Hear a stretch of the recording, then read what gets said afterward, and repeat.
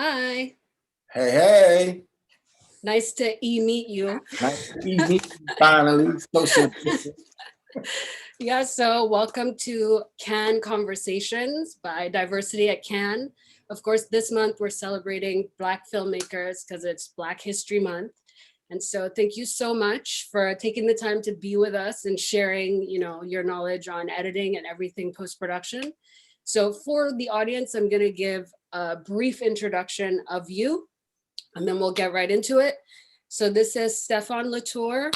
He is an award-winning editor, post-production supervisor, coordinator. He's worked in TV, feature films, short films for all the big boys that you can think of, Viacom, BET, HBO, Sony Productions. So we really have a breadth of knowledge here with us today. And I know that you're a busy man, so we'll just jump right into it. So from your bio, I saw that you had a brief stint at Howard, and then after that you joined the Air Force, and you said that that's where you really found your love for film and for the visual arts. That's not really like a typical career path. So can you explain how it was that the Air Force brought you to film? Actually, the Air Force brought me to theater because Okay. they have a program. I don't think they have it anymore. Actually, called Tops in Blue, where you actually tour all the Air Force bases doing a variety show. And I initially auditioned for that. I was actually back home at Bowling Air Force Base, and I auditioned for that. I got all the way to the finals, and I fell in love with performing and theater, and then that eventually evolved into film. Okay. Okay. And so what was it that made you move then from theater to post-production? It actually wasn't that straight line. It was actually I was actually acting at church uh, Okay. in Fort Washington, Maryland, Ebenezer AME, and pastor actually pulled me up front one day and said that God told me to use my gift outside the church. And the very next day, I found a flyer on my car coming from the grocery store about an audition. I auditioned. I ended up getting the lead role, but ended up going to the comedic role because I'm always cutting up. And that's where it started. And I ended up meeting people with that were also doing film. Okay. And then it went from that to going up to Howard to audition for things, and then met Corey Grant, and I was working with him on a lot of his stuff for grad school, and he asked me to cast his thesis project. Okay. And, we actually had over 400 people show up for the casting call, which was like unheard of for 40 roles, and it was amazing, and that was what sparked me into film production. Okay, nice. And okay, so you've edited a variety of things, like I said, from TV, short films, feature films. Is there something that you would consider like your favorite genre to edit? My favorite to edit would be comedy. Okay, and why? Feature comedy. Uh, because I'm a goofball and Yep. I love to laugh. I love to have fun. And I just I like being in the theater when people are responding Right. to the right moments when they're supposed to laugh. So it's just comedy is what drives me.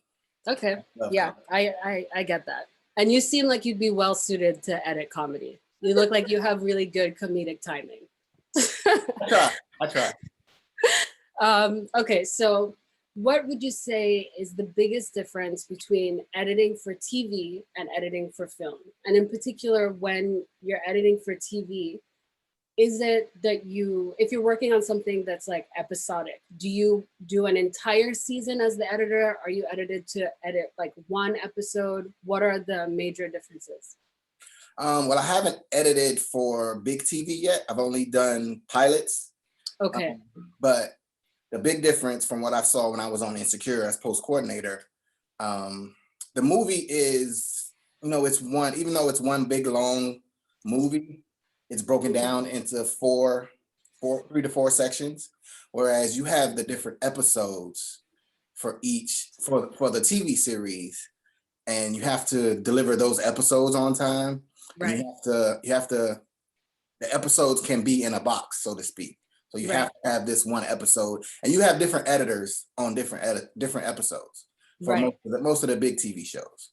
So Whereas it's not you handling the whole season. It'll exactly be different. Okay. right, you have different editors. Whereas for a movie, Yeah. most of the time you have one main editor and Yeah. maybe some assistants. Yeah. Whereas you'll have different editors come in for different episodes.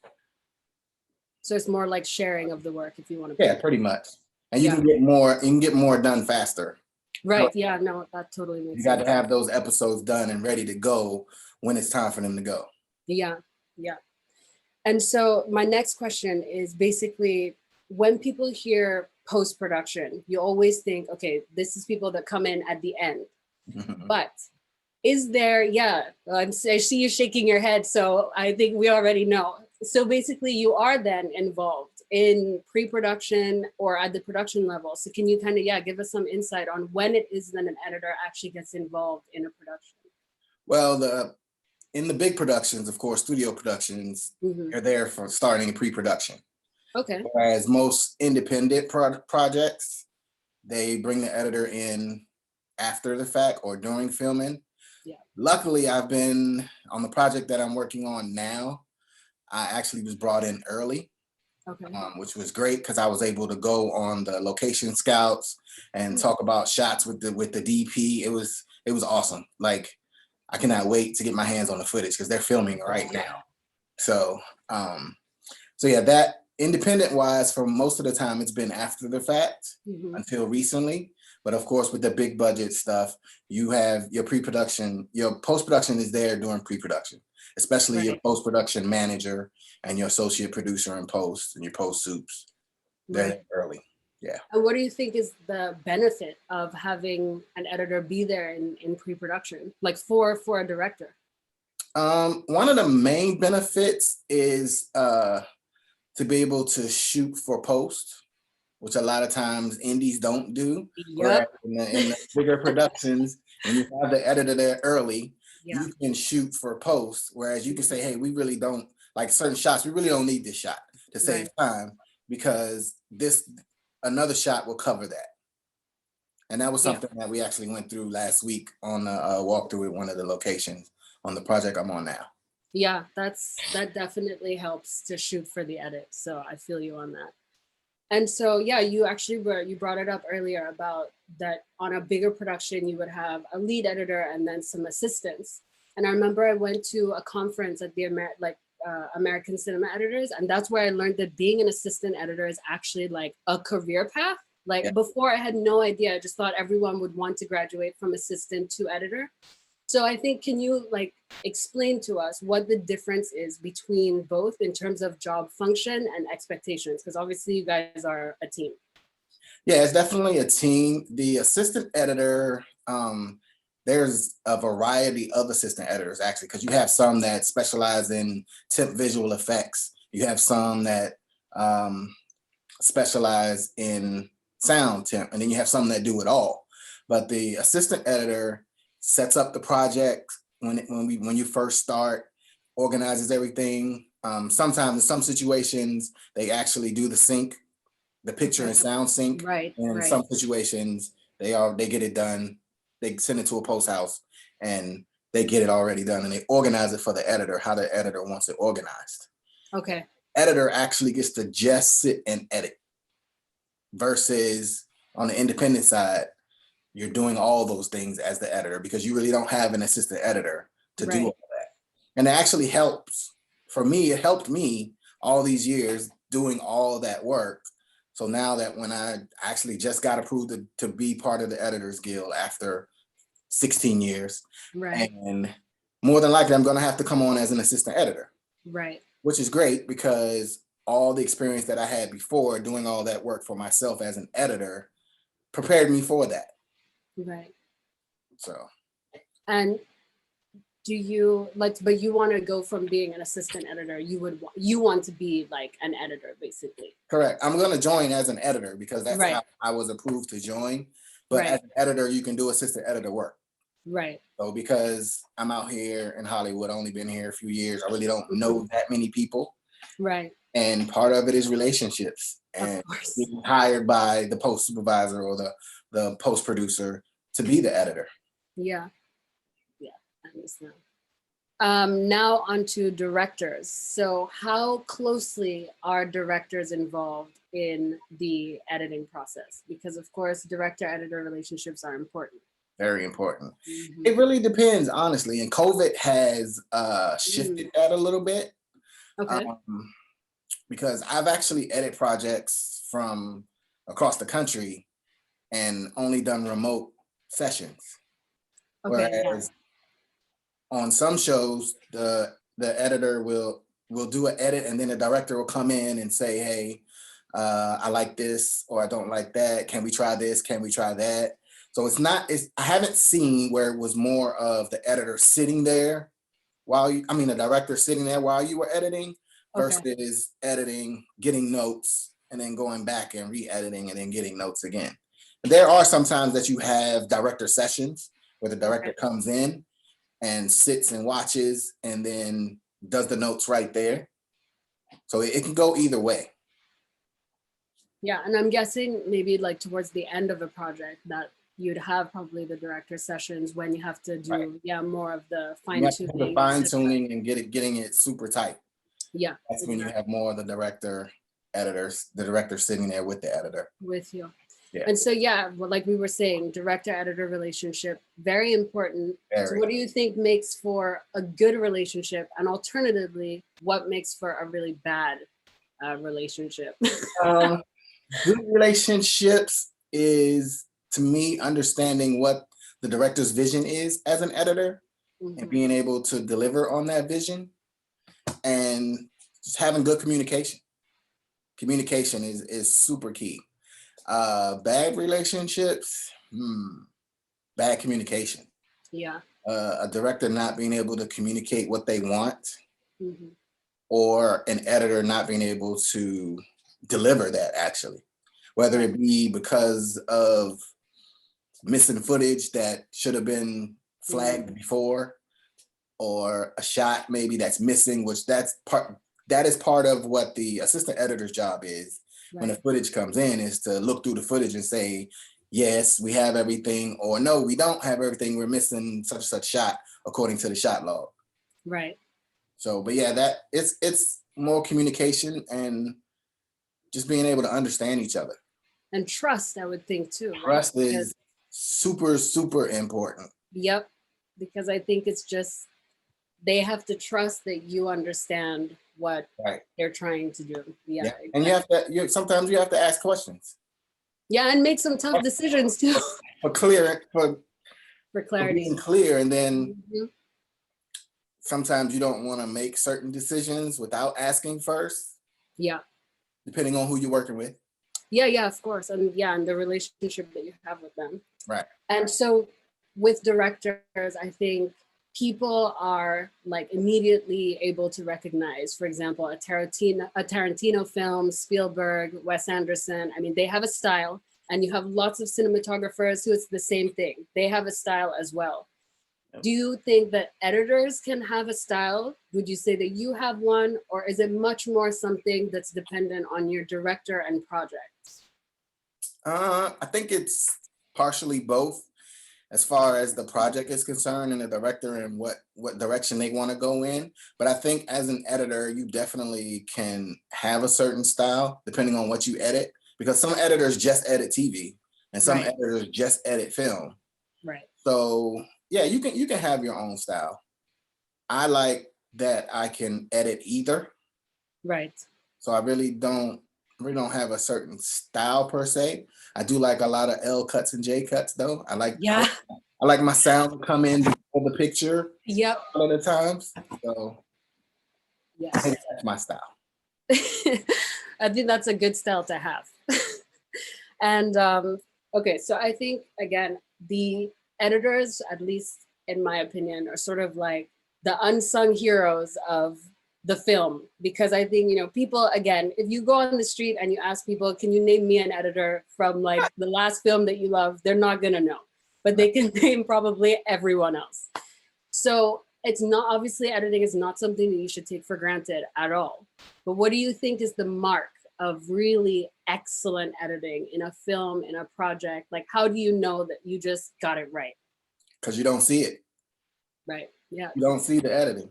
Mm-hmm. Like there's been many a times where I'm sitting watching something and I'm good until I see something Yep. that shouldn't have been edited that way, and it just throws me off sometimes. Mm-hmm.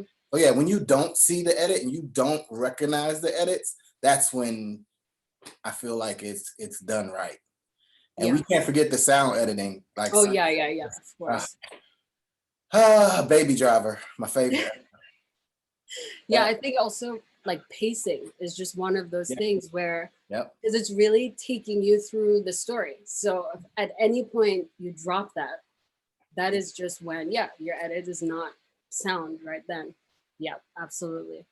And so on a personal note, if you're working on a scene or like multiple scenes even, and they're just not working for you, what do you do to sort of get out of that creative block? Do you have any tips or tricks? I actually always have a secondary timeline. Oh, okay. If something's not working for me, I'll start over. Okay. Separate from the main timeline. Mm-hmm. Try to go in a different direction and just see if it changes, if something flows better. Right. Another thing is to just step away for a few minutes. Right. Sometimes you just have to step away for a few minutes and go grab some water, get away from it for a minute, and then come back and say, okay, let's try this again. With fresh eyes. Yes, fresh eyes. Someone else look at it. Yes. Yep, let the director or an assistant look at it and say, hey, what do you think about this? Well, how do you think we can make this a little better? And then sometimes you have to steal shots from other places and cut. And I didn't learn about this until I came to LA, that you could have one shot from one same scene, but one shot from one person and one shot from another person, but it's a completely different time that they filmed it. Yeah, and you get like good reaction shots. Right, it's supposed to be over the shoulder, but this person here isn't the same time that you shot this person. Right. And I didn't find out about that until I came to LA and I was at Sony and they did it for the first time. And I was like, this picture isn't right. That doesn't go together. They're like, yeah, we're gonna fix it. But we did that because, and I was like, oh, okay. Yeah, the magic of the editing. Magic, yeah. That's exactly it. It's like so much happens afterwards that I think people like just aren't aware. There's so much visual effects that goes on that you wouldn't consider visual effects. Visual effects, yeah. But they're visual effects. Yeah. And it's just like I've learned so much in the last 2.5 years being here on the job. Yeah, of course. It's definitely a craft that you have to just do. And the more you see, the more you learn. Exactly. And the more creative you can get with the cuts and like the choices that you would make and that kind of stuff as well. Yeah, definitely. And so, you were the post-production coordinator for Insecure season 4. Yay. Yeah. Which I think everyone, can agree is one of the best things on TV right now. Most definitely. So can you give us some insight on basically what it was like to be a part of that team, or being part of the Insecure family, and also more specifically, what does being a post-production coordinator entail? Well, I actually came in a little past mid-season. Okay. And there was a post coordinator there. She was getting bumped up. Okay. Brought in to take over some of her role. And I was quite surprised that it wasn't what I thought it was. Okay. It wasn't as creative as I thought it was going to be. It was more administrative. Okay. Onboarding people, doing scheduling, a lot of scheduling, a lot of accounting, actually, believe it or not, a lot of liaison with the accounting office. My favorite part of the whole thing was QC, because I love doing QC of the episodes. But being part of the Insecure family was amazing. I'm Like sure. seeing Issa come in every day, Prentice come in every day, grinding, Denise. I only saw Denise a couple of times, but like every time you see her, she's on her phone working. She's working all the time. And my post producer Ruben, and the editors, watching them work was like, it was super inspiring for me, because that's where I really, really wanted to be. Right. And like being part of that and seeing it, it just motivated me even more. I'm sure. Yes. What do they use? Like Avid is what Avid. I'm supposed, Yep. right? Avid. Yep. Yeah, the golden standard. Yeah.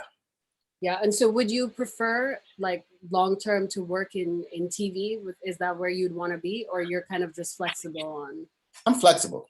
Okay. Because I like to be able to do both. Yeah. Yeah. So like right after I did that, I actually edited a pilot, a TV pilot, Right. which was great. And now I'm editing a movie. Right. So I like to be able to bounce back and forth. Yeah. Yeah, be flexible. And what advice would you have for someone who wants to join like the post-production world? Be ready. Yeah. Be ready. Be humble. Mm-hmm. Be open to learning. And know story. It's important for not to just know the software or know how to push buttons, but as an editor, know story. Yeah. And I actually went to grad school to get my MFA in screenwriting when I was at Sony, because I wanted to enhance my storytelling as an editor. Absolutely. Little did I know I would have these scripts come out, and now there's a whole nother thing happening. Yeah, I was gonna say, is there anything else that you do other than post-production, like another part of film? Because most people do multiple things. So I didn't plan on it. right. Like I said, I went to grad school just to enhance my storytelling. Mm-hmm. And now I have these scripts that are on the festival circuit that are doing well. One in particular is, thank you. One in particular is doing very, very well. Mm-hmm. Yeah, I've won a couple festivals. I think I've entered into 6. Okay. I've won 2. I've been a finalist in all of them. And there's one left right now. And at some point I have to make this into a feature, because it's a high concept story. You in a short. Yeah. And the story is, I ripped it from the headlines, the main part of it, and then put my spin on it, and everybody likes it so far. Yeah, well, that's awesome. I mean, I agree with you definitely, that because I really like screenwriting as well, and I think it's the same thing. It helps you as an editor, right, like you said, because I mean, even just being able to read a script and sort of see like, okay, what the flow is and all of that. Because I think editors are the secondary director in a way, because you're helping the images like come together and craft the story, etc. So I definitely agree that those two things go together for sure. Definitely. And so what's next for you? Are you working on anything that you can tell us about? Is it top secret? Is it Black Panther 2? From your mouth to God's ears. Yes. I'm actually editing 2 independent films right now. Okay. The one I was talking about earlier, which I was on set, on location, pre-production, and then one that I was brought in after the fact. It's actually an action movie. So I haven't done in a while, but I did my actually very first paid project back in DC. It had some action elements to it. It was actually a Bible story that had action. Yeah, it was a Bible story, but it had action elements in it and fight in it. And I think that part of my reel is what got me this job. So, but yeah, that's what I'm working on right now, and actually interviewing for some other positions, I'll say, that are promising. Oh, so we do have some top secret stuff going on. Yeah, a little bit. Yeah. What would you say is like the hardest part of being an editor? The hardest part of being an editor is probably the downtime, I would say. When you have downtime in between projects. It's Why? like, because I'm used to like always being busy. Right. I'm used to always having something to do. And then you have downtime and it's like, all right, what do I do now? Yeah. Especially if you know you already have a gig coming up. Right. Say you have a gig that starts in a month and a half. You really don't want to try to take on another gig and then have it run into that gig. So it's like, but other than that, I would say I don't consider it hard per se. It's just with any job, dealing with personality sometimes. Right. You have to deal with different personalities. And that's one thing that I absolutely loved about Insecure. Mm-hmm. Everybody got along. We had lunch together every day. Yeah. And I thought that was so cool. Yeah, of course, you want to be a part of a family because also filming, it takes a long time. So you're going to be with these people for months at times. Exactly. So you really want it to, Depending on the project, it could be years. Yeah, exactly. Certain movies, you can be together for a year or so. Yeah, and on location, etc. So you definitely. And so yeah, just back to being a post-production coordinator, like specifically on like, let's say a day-to-day, what did your job entail? So you get to set and then sort of what does it look like? I didn't actually, I did get to go to set a little bit. Okay. But at the post-production facility, it was more of doing administrative work and accounting work, right. Invoices, right. scheduling executives to view different cuts, working with the assistant editors to do different music sheets or different admin type stuff. But it's really not an on-set kind of job. Not really. But I did get to go on set a few times. And actually, funny enough, my second or third day, do you have a passport? Yeah, I have a passport. Cool, you're going to Mexico. Yeah, perks of the job. I was like, okay, I'll do that. So yeah, it was amazing. I absolutely loved it. I'm sure. I think that is like everybody's goal project right there.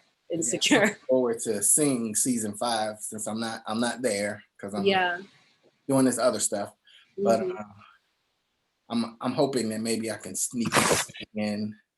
Yeah, exactly. Hey, it's a whole season, so just keep putting out the energy out there, and somehow you'll end up on the set, even if it's a cameo. Something. Exactly. Yeah. Well, thank you so much for talking to us, and yeah, I'm so glad I got to pick your brain, and I'm looking forward to seeing all the stuff that you're into next. I'll keep putting the energy out for Black Panther 2. Black Panther 2. Yes, I got it. I will keep putting it out there. Black Panther 2, exactly. Yeah, we're gonna do that. We're gonna do that. Yeah. Hey guys. Hey, yo. Hi, are you done? Is we finished? We done. Oh, wow, that was fast. Well, thank you so much for joining our canned conversation. I appreciate you. I won't steal Ayana's thunder. I will allow her to finish. But thank you both so much for your participation. Thank you. Yeah, thank you. And again, well, like I was saying, thank you so much. Do you have your social media handles? Where can people find you? Where can they keep, up to date with what you're doing? Stefan LaToure on IG, Twitter. Okay. I'm bad at Twitter for some reason. But it's okay. I'm bad at Twitter too. I'm trying, but it's just not my thing. Yeah, Facebook, same thing. Stefan LaToure. Okay, I'll put it in the comments. So I try to post when I'm outside, which don't happen that much, but I'm mostly stuck in here. But yeah, I cannot wait for COVID to be over. Yeah, I'm sure to actually get back to doing, yeah, to not doing everything remote, etc. On a set so bad. Yeah. I just want to walk on set for a day. That's all. It'll just make it so much better. That's the thing. Yeah, I mean, people are filming now, which is great. I know. It looks like it's gonna start back up very soon. It's starting back up here already. So yeah, hopefully the rest of the country. keep it in line. Hopefully soon. Yeah. But thank you so much. I appreciate it. Oh yeah, no, I was really great talking to you. Yep. So. Next time I'm back home in DC, we'll grab. Yeah, of course. Of course. It'd be great to actually meet, not virtually, next time. Exactly. Hopefully you'll be back in Trinidad. Or not. I may be here. Who knows? Oh boy. I'm always like, DC is kind of just my in and out place. So okay. There's a chance. There you go. Yeah. All right. Well, enjoy the rest of your day. Stay safe. Yes. We are still in a pandemic. That's why I'm staying here. Yep. Me too. Yep. All right. Well, good luck with everything that you're working on. All right. Thank you so much. All Take right. care, y'all. Bye. Bye.